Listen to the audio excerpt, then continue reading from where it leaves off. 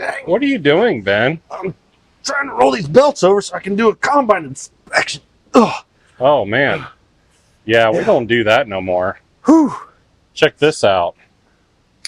Whoa. What is that? That is the Shop Dog CBX.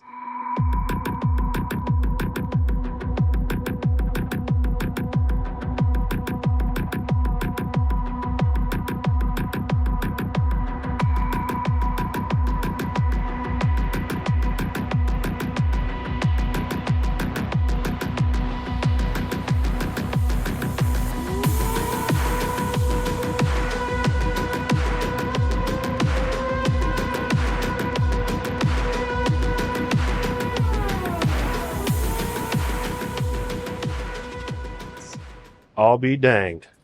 Yeah. So we can hook a drive shaft up to the chopper, and then we can turn over this whole machine without taking any belts or chains off, and we can inspect it, do repairs, everything, all with wireless control from that remote. Well, that's handier in the left pocket. Let's get it hooked up.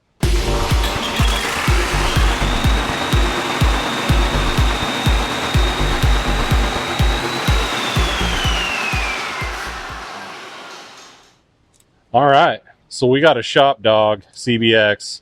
This is made by Shop Dog Industries, and this is specifically designed for John Deere combines. We got all the adapters to go onto the chopper of a John Deere X9. We are currently working on a John Deere X9. It also works for S-Series combines, and we're going to put the adapter on the chopper, and it's pretty simple. You take the hydraulic hose off the rotor union. Ben's already got that loosened up. And you can take the hose completely off. There's another fitting in here, or you can just zip tie it back. So we got the hose off. It actually comes with the flat face fitting. It's stored right here, kind of like this is, to go onto the rotor union and the hose end. And then we have the JD X9 bracket. So you take two bolts 180 apart, and then install a bracket.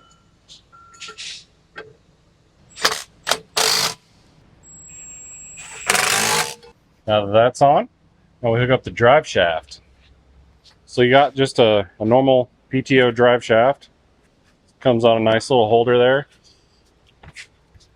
Slip it on. Click. Slide it onto the machine. And you can turn that shaft on the machine fairly simply. Get your splines locked up. Greasy hands. Now we lock the brakes on the back. Just like that. Now this thing can't move anywhere. So now we have the wireless remote here. Turn it on. Turn the switch on, and then we have forward or reverse. And we want to turn it forward, and then we're just going to hit the, let's see what speed 1 does. Oh, would you look at that? Ooh, lordy. Man, oh man. That is awesome. So we have 6 different speeds, and you get to it by speed 1, speed 2, speed 3, you push these 2 together, 4, speed 5, you push these 2 together, and speed 6. And speed 6, let me tell you what, wings this thing over. I mean, you could almost start shucking corn at that point. But I kind of like speed 1 for inspecting belts, and like 2, 3, and 4 for inspecting chains and whatnot. Works pretty good for that. So, but there's speed 2.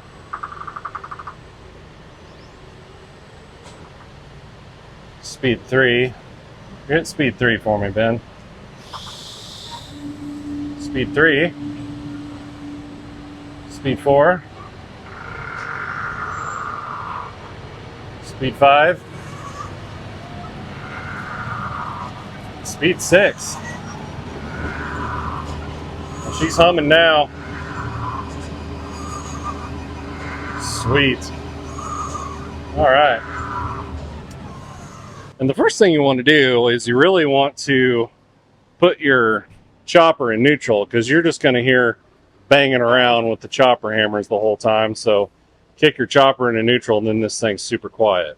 So when this LED light is on and flashing, that means that the Shop Dog can rotate and, you know, keep your hands out of bad places, basically, because the machine can turn over with one push of that button. And then you have your receiver right here, and then this docking station here charges your wireless remote, and it's also got a magnet in it. Check this out. Plop. How sweet is that? Magnets are cool. So we got some other brackets. Looks like we got an S series bracket and a 70 bracket. All right. So that'll fit all the combines I pretty much work on. I work on 70 series, S series, or X series anymore. So this thing's going to be super handy. So let me tell you a little more about the Shop Dog CBX and why I think it's a must-have tool for John Deere combine technicians. The handheld transmitter gives you complete control of the separator system, allowing you to creep all the components and safely lay eyes on wearables, belts, chains, and all other moving components. I spend a lot of time taking off belts and chains to make sure I do a thorough job, but I don't have to do that anymore, which is really, really nice. It's very handy when replacing threshing elements and tines on the rotor and feed accelerator wear strips, because you can just bump it around without fighting feed accelerator rotor getting out of balance in neutral. Nothing is more annoying than fighting a feed accelerator that will not stay in place unless you lock the belt down. And for checking belts, I use a marker to mark the belt, and then I'll run it all the way around and I can fully inspect the belt without having to take it off. When servicing and inspecting elevators, you can bring the master link exactly where you want it. You can even pull in a new feeder house and elevator conveyor chains by connecting the old chain and feed in a new one using the Shop Dog to turn it the exact speed that you want. One of the best qualities about the Shop Dog is that it is quiet. You can hear rubbing, squeaking, and knocking of components much easier when there's no engine noise, which makes it a lot easier to identify problems. You can use it to properly inspect the timing of the cleaning shoe and inspect the bushings and the bearings. It will be really nice to rotate the cleaning shoe with the Shop Dog to get all the components lined up during chaffer and sieve frame repairs. And I normally rotate the cleaning shoe over by hand 3 times using the chopper belt before I torque the swing arm hardware. Using the Shop Dog, I can safely and quickly get this done without my arms wearing out. So not only can you turn over the separator, you can also hook the PTO shaft up to the back shaft of the feeder house and turn it over. This allows you to look over the drive belt, drive chain, and sprockets, and conveyor chain and the top sprockets.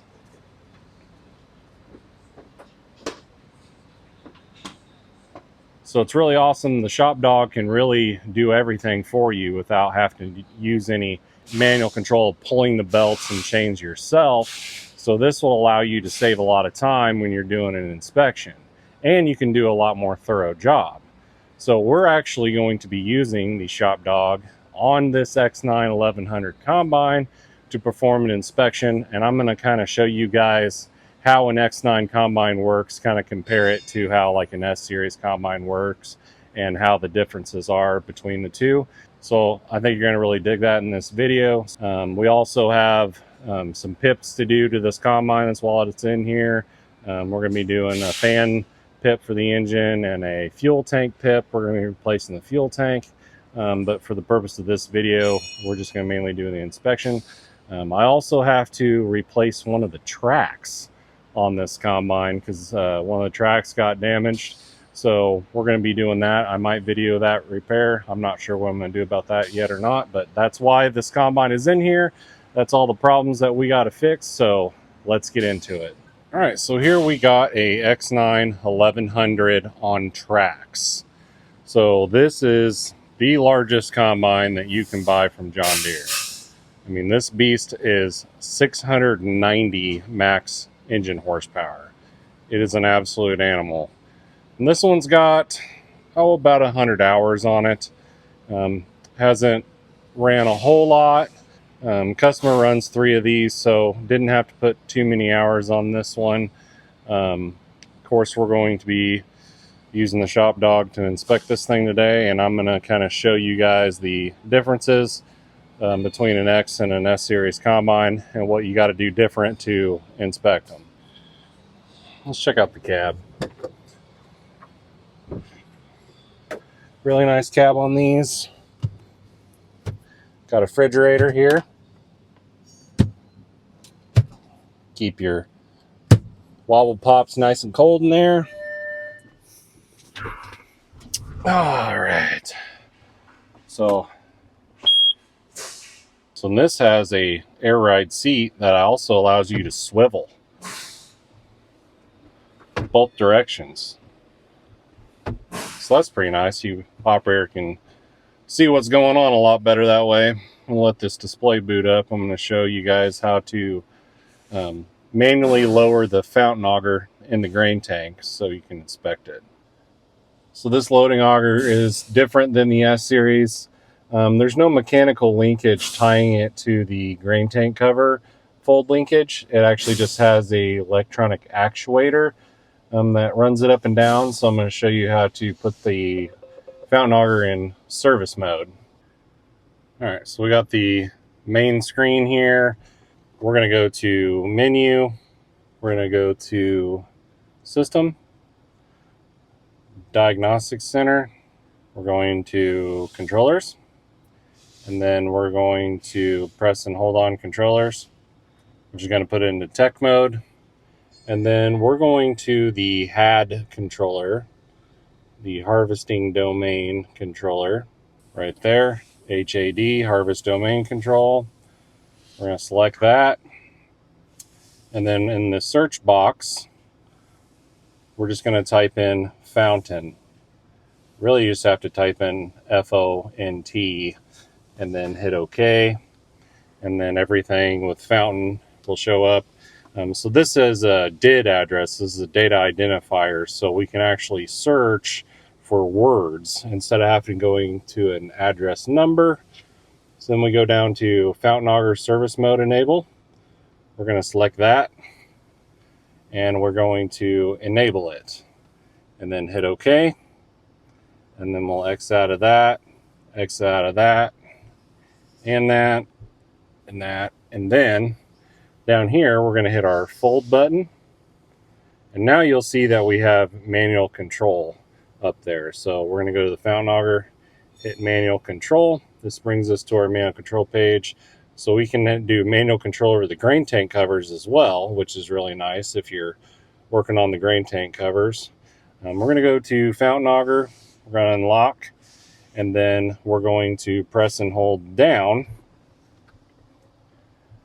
All right, I guess you got to have it running. There we go. Perfect. All right, now we're in combine inspection mode, and it's a little warm in here. So I showed you guys how I drop the fountain auger down, and then the first thing I do is I start on the right side of the feeder house here where you have your chain drive. It looks a little different than an S series. For one, the first things you can see is this giant dust fan up top here. You obviously have a lot bigger drive chain than an S series, and then you also have a lot bigger lift cylinder for the feeder house. The feeder house plate is different, but it's similar in design and how it works with your contour master cylinders and all your position sensors and everything. So normally I would have to rotate this chain around and look at it by hand. By moving the belts over there, I could move it. On these chains, they actually do not have a master link, so you have to take this nut off right here and slide this gear back, and then take these two bolts and spacers out, and then you can get the chain off of both sprockets and then set it on the floor. And then of course you can check your slip clutch up top and your sprockets and your back shaft bearing down here that goes into the FEG. front end gear case, I believe is what FEG stands for. It used to be called a reverser gear case. It still technically does the same thing. So now that we have the Shop Dog, I don't have to take this chain off. We can move everything around and inspect it. And it seems like the chain is okay. There's not that many hours on it. Plus, we still got quite a bit of adjustment left that we can do on this chain. One thing that I do see here is we could probably adjust the feeder house conveyor chain. So this spring tensioner here is providing tension for the conveyor chain inside of the feeder house. We're not close to the half link removal indicator right here. We still got a little bit more room to go right there, so I don't think we're going to be removing a half link. That just saved me a whole lot of steps right there using the Shop Dog to be able to turn everything and look at it. So didn't have to take the chain off, and normally I'd have to take the chain off just so I could move the conveyor chain by hand. Don't have to do that anymore either. And then underneath we can look at the feed accelerator through this hole right here. I know it's hard to see. There you can see the feed accelerator. So a little bit of difference here you see is you have these chevrons, this V pattern piece of metal right here, and that allows the grain flow to be divided equally into each rotor. So this combine has 2 rotors instead of 1 like the S series. So twin rotors means we need to be able to feed each rotor equally, and that's why you have those chevrons right there on the feed accelerator. Also, the supports and the wear strips are a little different too, as you can see. So but in order to turn that feed accelerator, we'll have to move the Shop Dog back to the chopper to move the separator. But we can check the upper sprockets.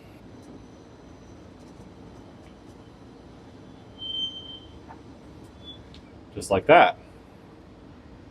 So under the feeder house, the X9, you can see we got a lot more stuff going on. A lot more hydraulics and controllers, electrical, wiring harnesses, and everything has to deal with your front end equipment and your feeder house. So there's the controller right there that we are actually communicating with our header with, and you've got your header control valve block down there and right there. A lot of stuff going on underneath the feeder house now. We have a new transmission. This is the ProDrive XL. Now you have bolt-on drive shafts. And also at this point I'd be inspecting the final drives and checking the oil. These final drives actually have a sight glass right here, and we can see that the oil level is good. But on the X9, we changed the final drive oil in the first 100 hours. So I don't know if this one has had that changed or not. So we'll have to look into that as well.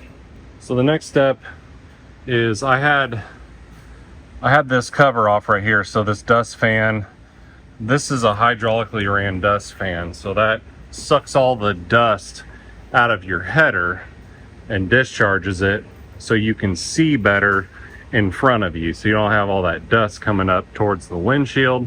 So that this dust fan runs got a hydraulic motor, and inside of here there's fins that spin, but there is a grease zerk underneath this panel right here, and we just give that 5 to 10 shots every 100 hours or so in there. So now that we got the Shop Dog still hooked up, we can turn the feeder house conveyor chain over. Speed 2 is a little fast. Let's go speed 1. We can see all of our master links right there,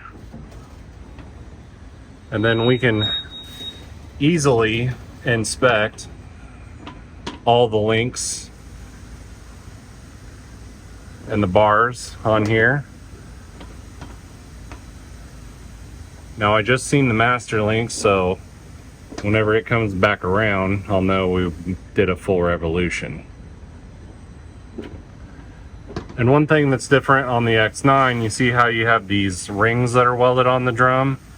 So what I like about that is if you hit a rock right here in the middle of this bar, it won't go into the drum. It'll hit these little rings right here and kind of protect the drum. So it gives it a little bit of extra strength for accidental rock ingestion. Here is our FEG, our front end gear case here. So it's a little different looking than the normal reverser that you see on an S series combine, and it actually has high guard inside of the gear case instead of gear oil like the old reversers do, and it's getting its oil from the transmission, so we don't have to check the gear oil in this thing, which is pretty nice. And what also you see here is the reversing motor. So this is a 40 horsepower hydraulic motor that is used whenever you want to reverse the feeder house. So a little different there. We used to use a hydraulic piston inside the reverser that had a shift fork that would move a shift fork, and it would put the gear case itself in reverse. So this one has a hydraulic motor to assist in reversing. And now we can check our drive belt.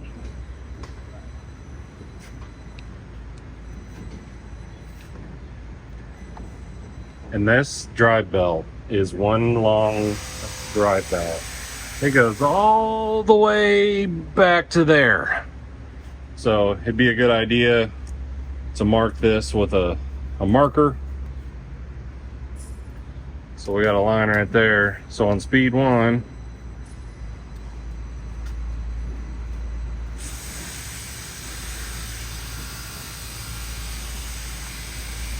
that was our previous mark, wasn't it? Mm-hmm.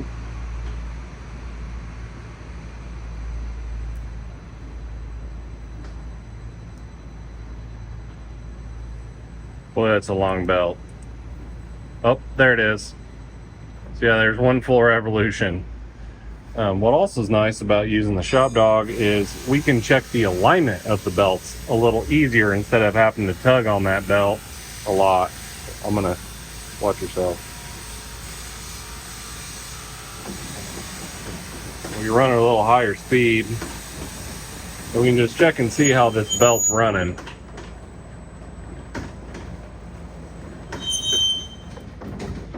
It looks like it's right on the money. So then we can go through and also check the bearings on each one of these pulleys and make sure they're all tight and right.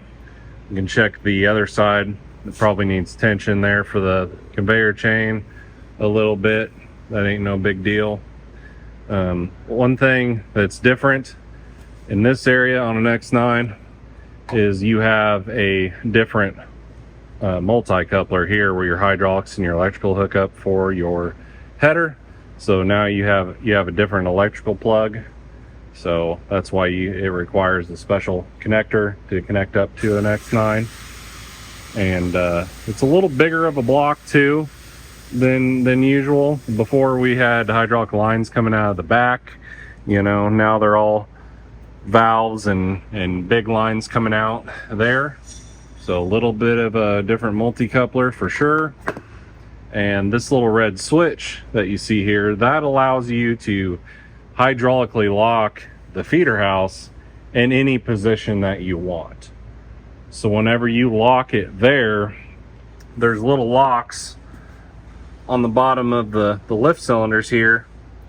So whenever you see the red button, it's pumped out, that means the header can move. If the button is in, that means that it's locked. So that's really nice when you have, these combines are pretty tall, and when you have a header on, you can lower that header down to a working height. Say you wanted to work on the cutter bar of a draper, you can put that draper at the exact height you want to work on it, and then just lock the feeder house, and then it's physically hydraulically locked. The feeder house cannot be moved. So a little different. Before we had a manual stop that just slid down over the cylinder, and then it's locked at the highest height that the feeder house would go, which wasn't a great height to work on. Now we can safely work on the header at any height that we want. So that's a really cool option there.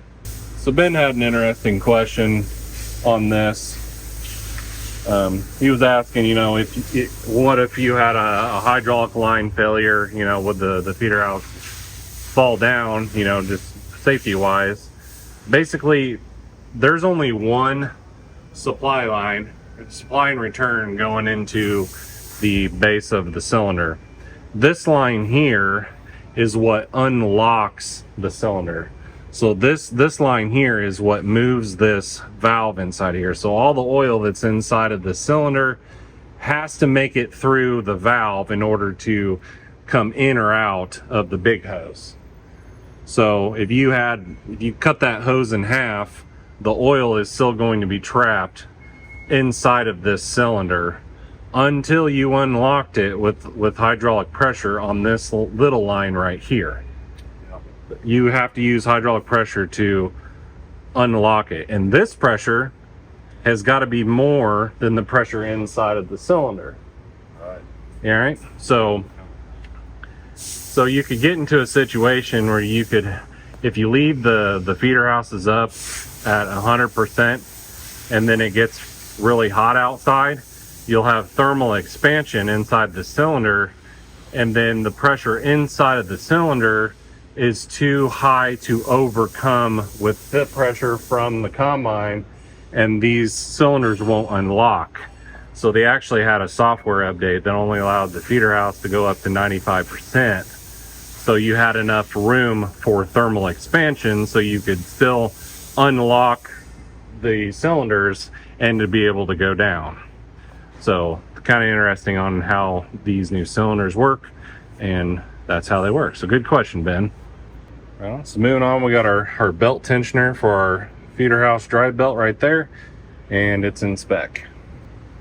Down here on the transmission, this combine was spotless clean, but we opened up the stone traps and got it all dirty again. But anyway, you can see, if you look down here, there's actually two hydraulic motors that are going into that transmission. So before, with the regular Pro Drive, we only had one hydraulic motor, but now we've got two. And that's a pretty complicated process on how that all works. I'm not going to really get into that right now, but I just kind of wanted you to see that there's actually two motors into that transmission. And I like that transmission is kind of out in the open, and you just take some shields off and you can literally get to everything on that transmission a heck of a lot easier than you can on an S series. So if we take a little step back and we look at the lighting on this thing, holy cow, does this thing have some lights on it.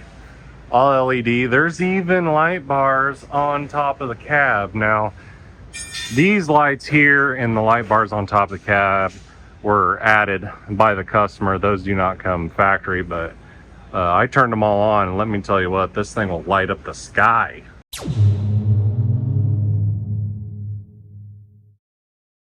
I mean, it is ridiculously bright.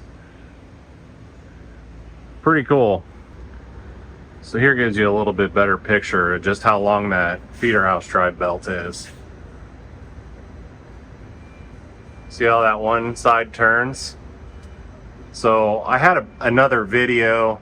I'll throw a card up if you guys want to see it, but I actually replaced this entire shiv assembly and explained how that all works. So if you want to learn more about that, I'll throw a card up for you guys. You can check that video out there.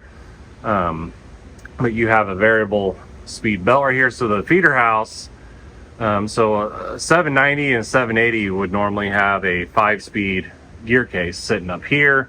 We would have a drive shaft running back to the managed gear case, and then we would just shift through the 5 gears to make the feeder house go up and down. On an X9, we went back to a variable speed design. So you kind of got a belt about the size of a rotor belt, actually, that is allowing this to turn. So whenever you turn the clutch on here, that allows this belt right here to spin. So now we've pretty much looked at everything we can look at with the Shop Dog hooked up to the feeder house. So now we'll move it to the chopper so we can turn the separator.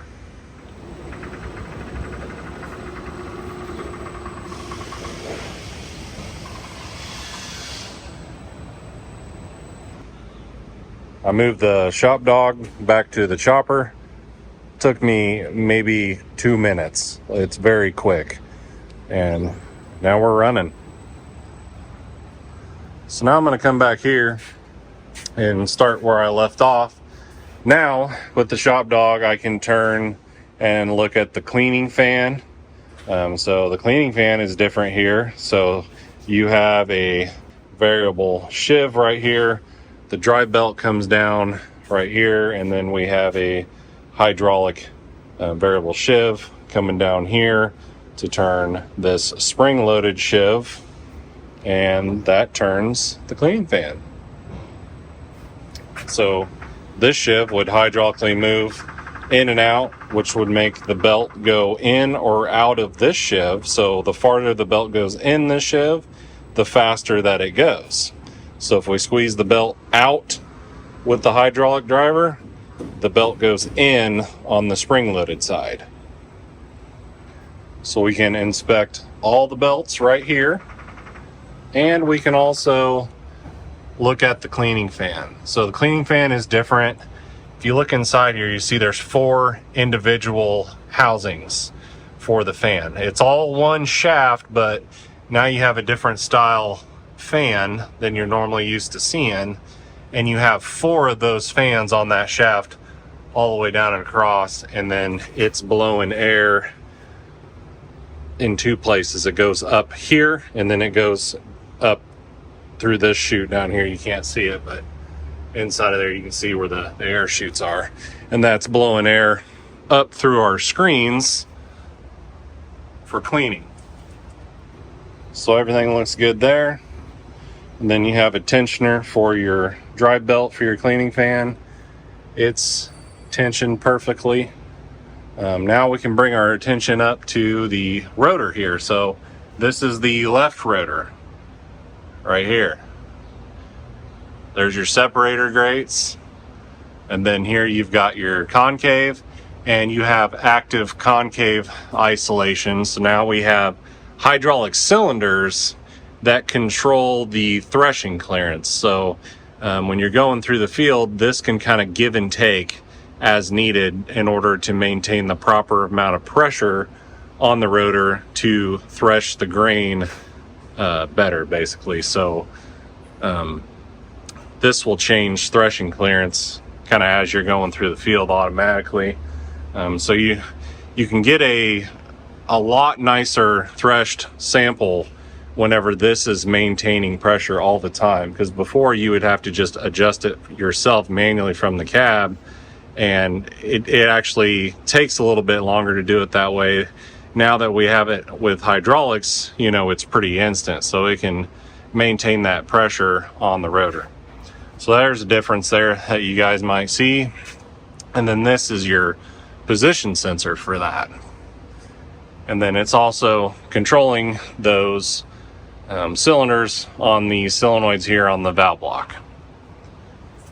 So now using the Shop Dog, I can turn the rotor over. So one turns it pretty slow, which allows you to see it really well. There you go.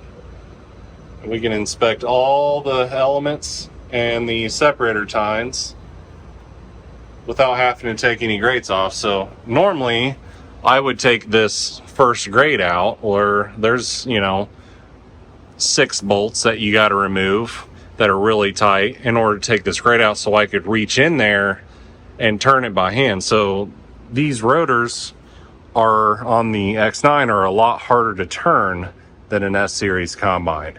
It takes a lot more force to pull one of those over by hand, for sure. So having this Shop Dog for an X9 is really nice, because those will wear you out.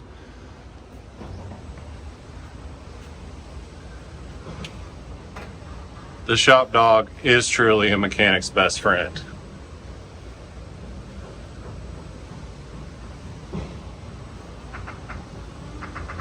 Everything looks good.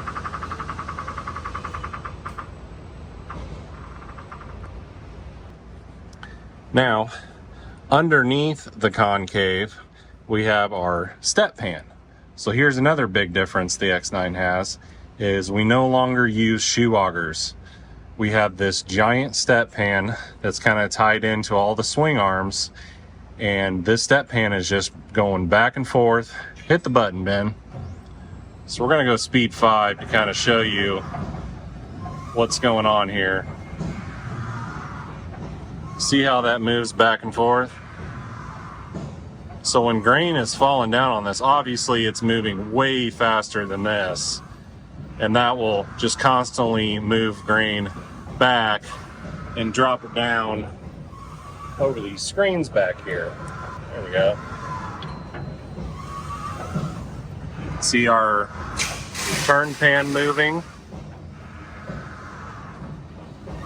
So everything that's dropping back here in the separator from the separator tines is dropping down on that return pan, and then that return pan is bringing it back to here to drop it back down here. It's pretty neat. It's pretty cool that I can actually show you guys how these screens are actually moving inside of here in slow motion. So you've got grain being threshed.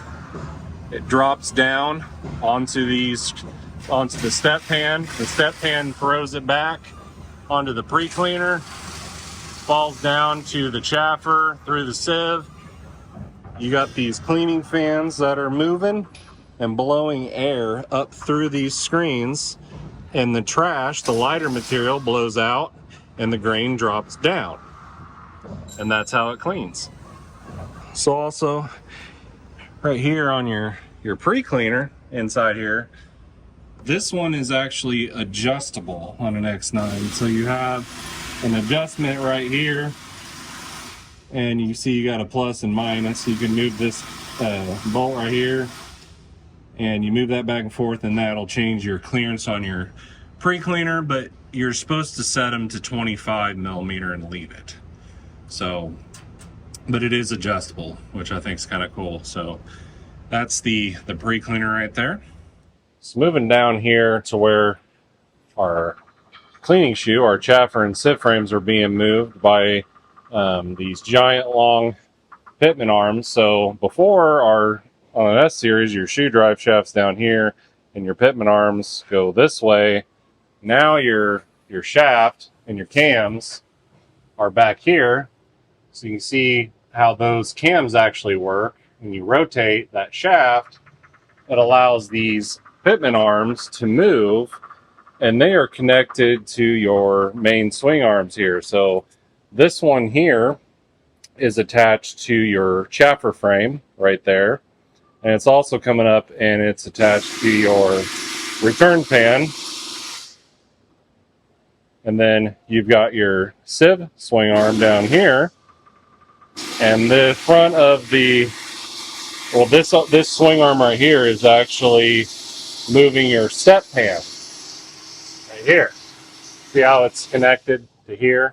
So then you have your step pan underneath that's moving, and then you have a swing arm on the front of the step pan that's just kind of along for the ride, holding the front of the step pan up. So that's how your swing arms are all tied together. These arms are moving the chaffer, the sieve, the return pan, and the step pan, and then the other arms in the back are what holding the rear of the frames up. So Ben had a good question. He was kind of asking, the differences on an S series versus this one.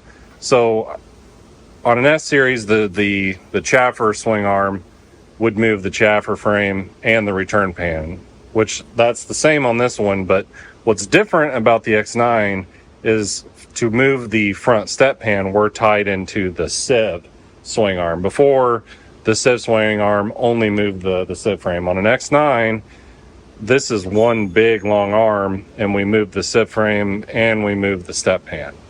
So, good question. All right, so if we look straight up, we can see our vertical gear case and our cross augers. There is quite a bit of difference here. So let's talk about what's different here. First, you see we don't have a chain.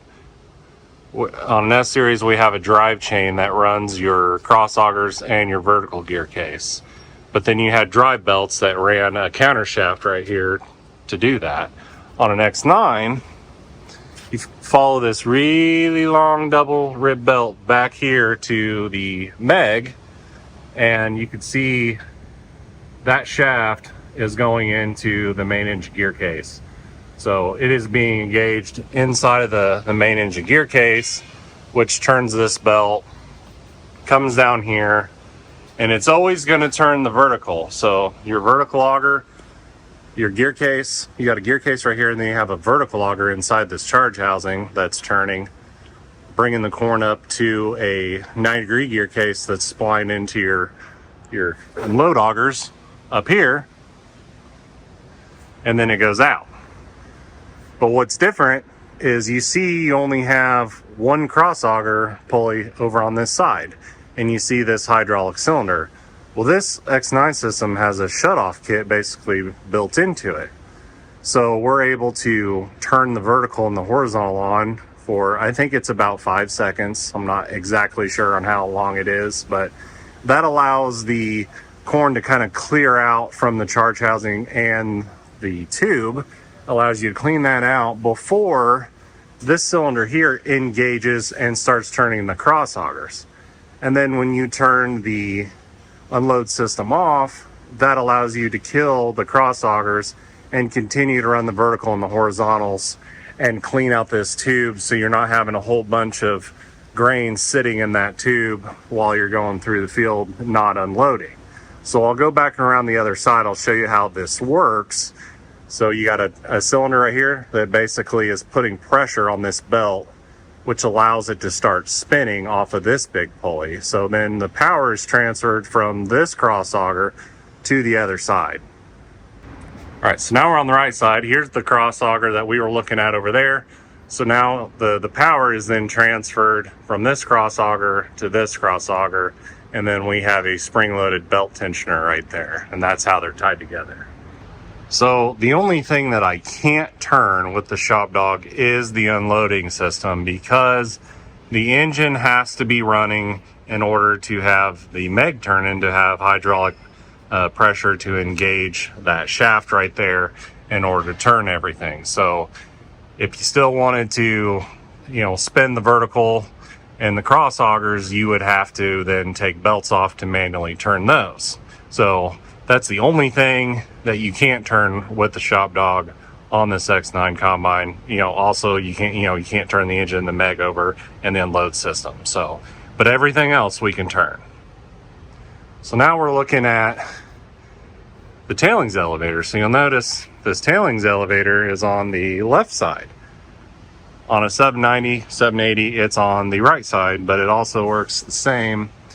You have a refresher inside of here, so we're taking all of our recycled material, or tailings, that's dropping down at the back of the sieve frame, coming down here. It augers it into an elevator here, and then you got a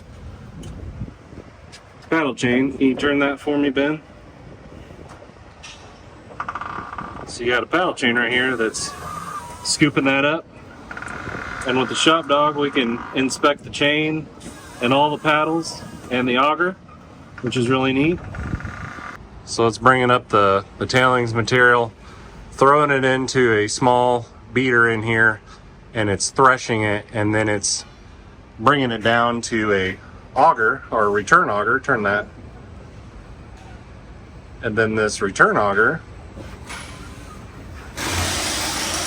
bring it in this tube right here, and then it's dumping the tailings material back on the return pan to be cleaned again over here.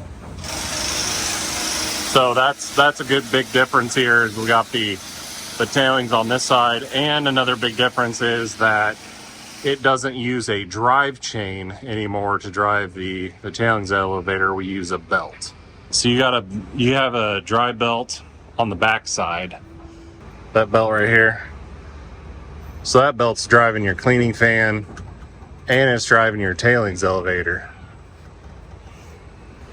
And it's being ran right here on this pulley. And this pulley here is actually your discharge beater.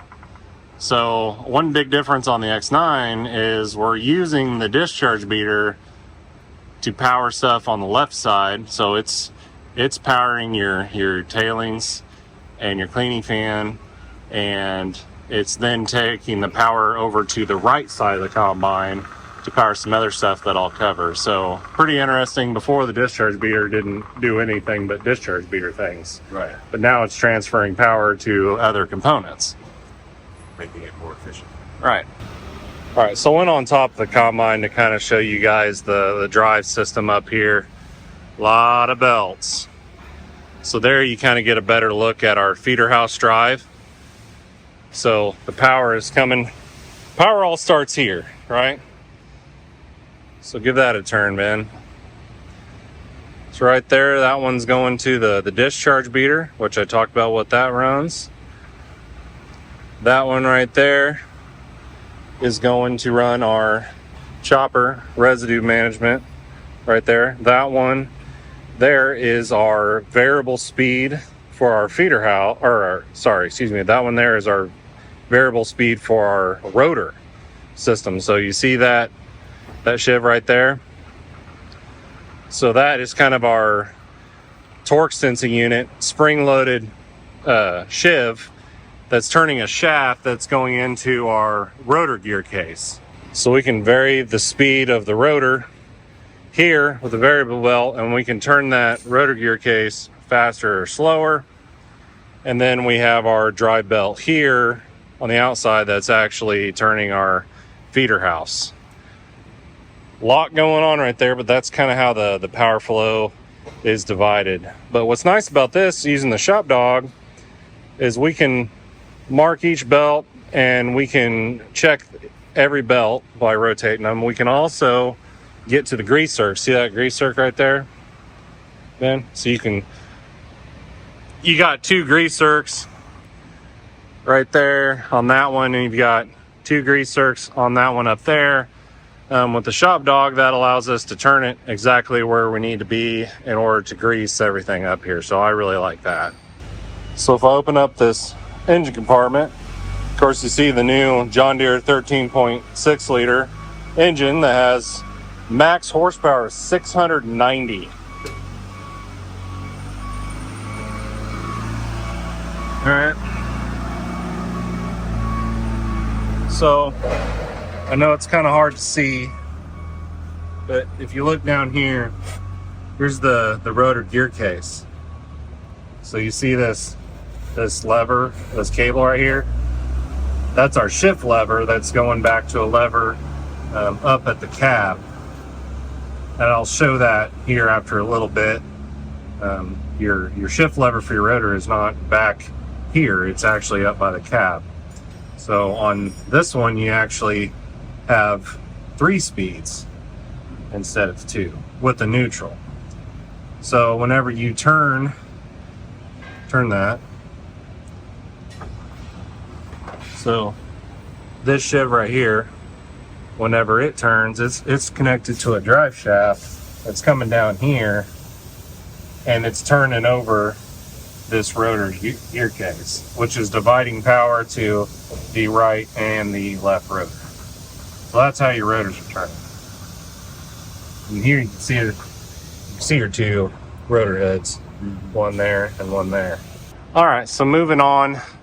As you see here, we have a hydraulic control valve block. This is what's controlling our 4-wheel drive. So it's teed into our hydrostatic control lines for our forward and reverse pressure that are going down to those 2 motors I was talking about on the transmission. So this control valve block tees into those lines, and then it allows oil to flow down these hoses and to our wheel motors. So we got hydraulic rear wheel drive, and we can turn that on and off. So that's what that is. Here you can see we have a giant air chute. So that allows a lot more air and a lot more debris to be able to get through there and not get stuck. So up here you can see we've got hydraulic filters. There's 4 of them up here. That's where those are. So me and Ben actually just got done replacing the fuel tank on this for a fuel tank pip, and that's that giant silver thing that you see right there. It's all done. We already got that back together. So here's our chopper that we got our Shop Dog tied into. And if we put this into gear, so you got a shift lever, all the way that way is second, neutral, and then first. There we go. There's first gear. So if we turn it now, the chopper rotor and the hammers are going to turn and make noise. Yeah, hear that? That's why you want to have it neutral while you're inspecting the rest of the machine, so you don't have to listen to that the whole time. Then you can also see our tailboards turning too. Because before on an S series, the PowerCast tailboard was ran hydraulically. Each spreader had a hydraulic motor on it, and that's how it would spin those spreader paddles. But on this one, well, if we move the engine ladder up, this is where the drive belt is for the tailboard, and it's just taking power through the chopper rotor and then coming out here and driving the tailboard. So if we look inside this air chute, you can see the chopper. Turn that, Ben.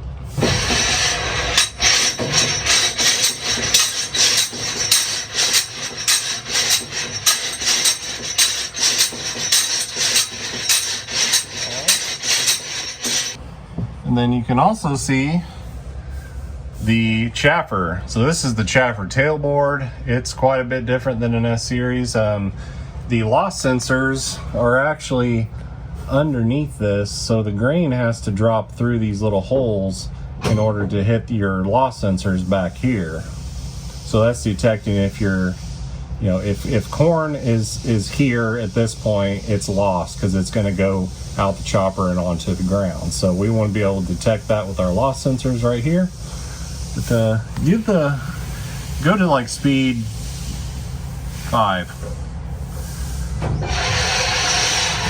You see our discharge beater up there really whirling.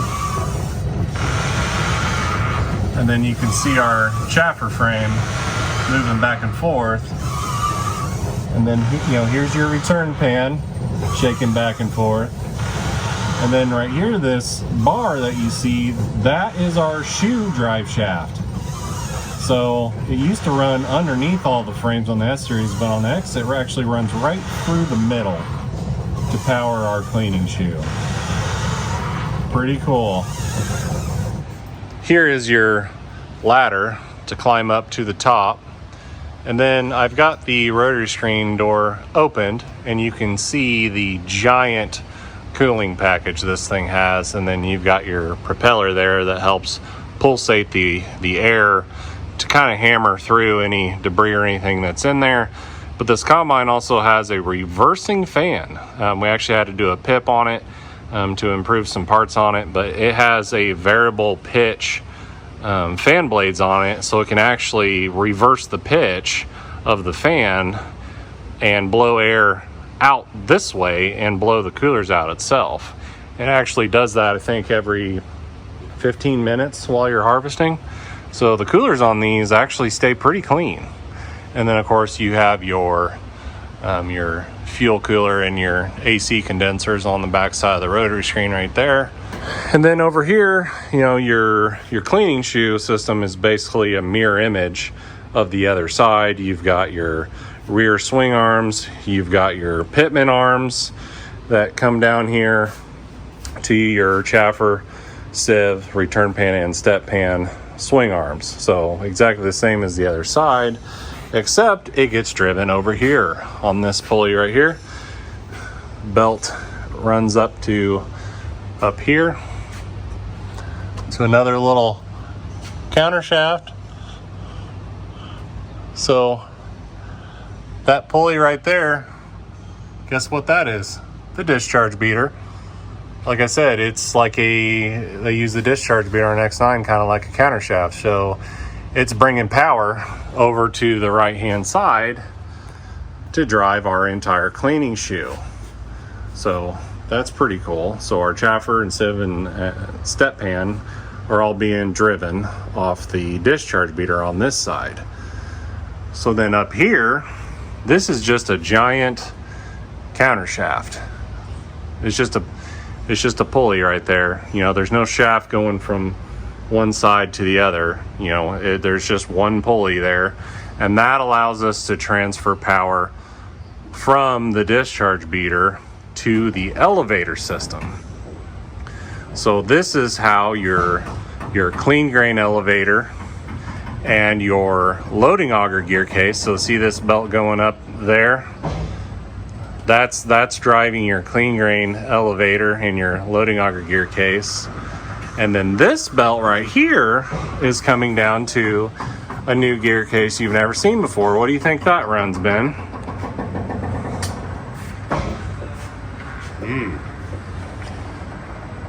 Good question. Yeah, it's going down to the feed accelerator. Okay, so this gear case here, there's also a shift cable going to this gear case, and we can run different speeds at this gear case to run the feed accelerator from slow to fast. We also have...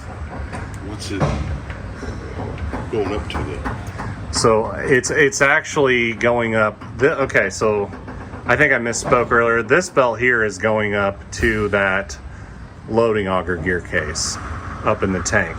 And then this one over here, this one right here going straight up into that cavity, into the grain tank, that's what's running the top sprocket of this elevator. Yep. Because I thought you were asking me what that goes to. Yeah, so this allows you to get power to the feed accelerator. And then we can shift that gear case and run it faster or slower. I'm going to show you guys these shift levers. I keep talking about them, but I ain't showed them yet. So you open this door next to the cab, and here you go. This lever here shifts the rotor from first, neutral, second, and third gear. This one right here shifts the feed accelerator from first gear, neutral, to second. So then those are cable driven. This cable's going to that feed accelerator gear case. This cable is going back behind the engine to that rotor gear case. So now you guys know how, you know, we shift the speeds of our feed accelerator and our rotor. That's how it's done. I wanted to point out that this is the power supply for all those fancy lights that are all over this combine. Look at that. Make it brighter than the daylight sun. To get, yikes. That is a lot. So yeah, that part there is not factory.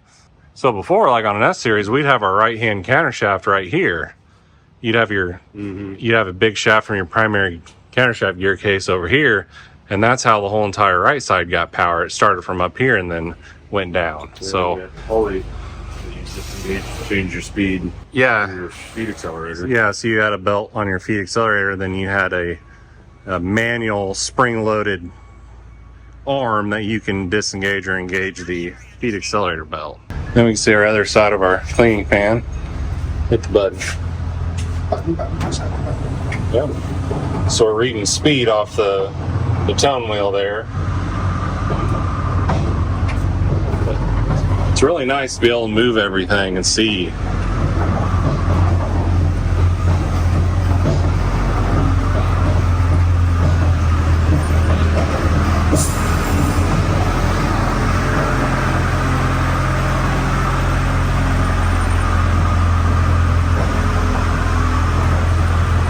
Slow it down, Ben. See speed 1. That's speed 1? Yeah. Well, that's perfect when you're inspecting a belt. Yeah. Obviously, some belts move faster than others. Yeah. It's nice. Are those the spots you marked on that belt? Yes, sir. Okay. So now we can look at our conveyor chain. Speed 3. Speed 3. Speed 3 is about right. Man, that is nice. That is a total game changer, dude. Nice. So we could take the old chain and we could break it right here, and then we could tie a new chain to it, and then use the Shop Dog to help roll the new one in. That'll be so nice. Mm-hmm. One thing I forgot to mention on this side, you see you got your rotor loss sensors right here. So you got sensor pads that are detecting grain hitting it back here. Because if it's hitting back here, it's going out the back. So we would call that rotor loss. So we got rotor loss sensors on the left and right hand side. And then right here you see your tailings return auger. That's the other end of it. And then you can take this plate out right here and just thread that auger clear out the side, which is really nice. Also right here on the right hand side of the rotary screen, you can see we have our steering valve. So all our auto track functions and everything is controlled right there on that valve there. Those hoses down there are going down to our rear axle to our steering cylinder, which is way, way beefier on an X9. These axles are beefed up. The steering cylinder is massive. It's got to be able to turn these giant rear tires.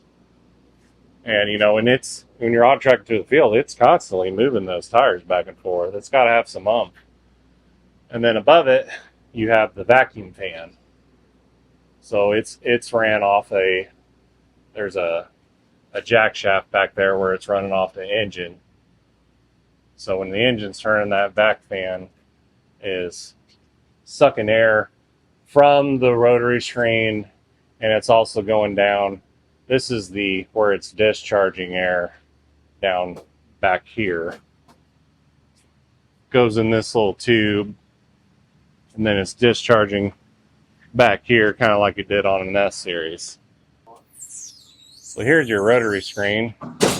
You shut that, and then you've got a latch up there, and you've got another latch right here, and then that lever there actually allows you to engage the belt. See, now it's engaged. So disengage it. You have to disengage that belt in order to move, to open the rotary screen. See? Pretty nifty little design there. And now you can raise the rotary screen and get to your cooling package. And up there you got that's your exhaust from the engine. Up here, see that cylinder right there? That is what's moving your grain tank covers. So that's your fold cylinder for your grain tank. And then right underneath there, remember I was talking about the HAD controller? When we went in, I changed the address to enable the service mode. That's the controller right there that I was talking to, the harvesting domain controller. And that's where it's at. So we climb up the engine ladder.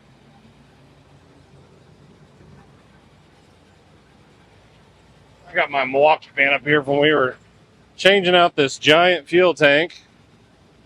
So on top of the fuel tank, you got your big depth tank, you got your hydraulic reservoir, you got a sight glass on the reservoir.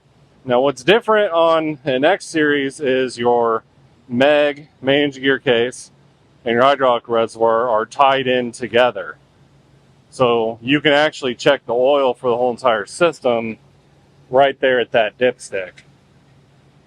And if you're low, you fill in where the MEG dipstick goes in to fill the system. You no longer have a fill on your hydraulic reservoir. So here you can get a better look at the 13.6 liter. What I like about it is your starters on this side. That's super nice. Super nice. The S series combines, the starters on the other side, down in the hole of doom. Mm-hmm. Can't get to that. So your starter's right there. You got two big hydraulic pumps right there that you can get to. You can kind of sit down in this hole and you can change your fuel filters and your engine oil filter, and then you can get to your engine oil drain, and then you can check your engine oil level there. And then you have your coolant tank right here. So, and then you got your air filters here. So everything engine-wise, there's a lot of stuff that you would normally mess with just right here where you can get to it, which I really like. You don't have to delete a bunch of shields. You don't have to delete a bunch of shields to get to stuff. A lot less shields right here, right? A lot less shields in general over the whole entire engine compartment. So you got one giant door that lifts up, And then you can see your 13.6 liter. So this engine here on an 1100 has 2 turbos, series turbos. On a X9 1000, you only got 1 turbo. Oh. That's how we, get different power levels. So you can see that variable pitch fan right here. See, Ben had this out and all apart. That's why there's numbers on it. But those red fan blades can change pitch and rotate in there. So you can either decrease or increase the amount of air that is going, or you can completely reverse the direction of the airflow. So I like that. So now let's hop into the grain tank. And there it is. It's massive. And what I like about it, it has factory bin extensions, and they just work. I've had a lot of trouble with the aftermarket ones, but the factory bin extensions that John Deere puts on these, they just work, and I like them. So, big first step.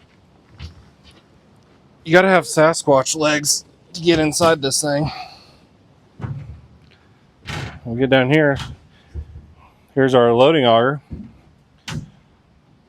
So, inside the grain tank looks pretty similar to an S series. All right, but what do we see that's different? All right, the first thing we see that's different is this loading auger.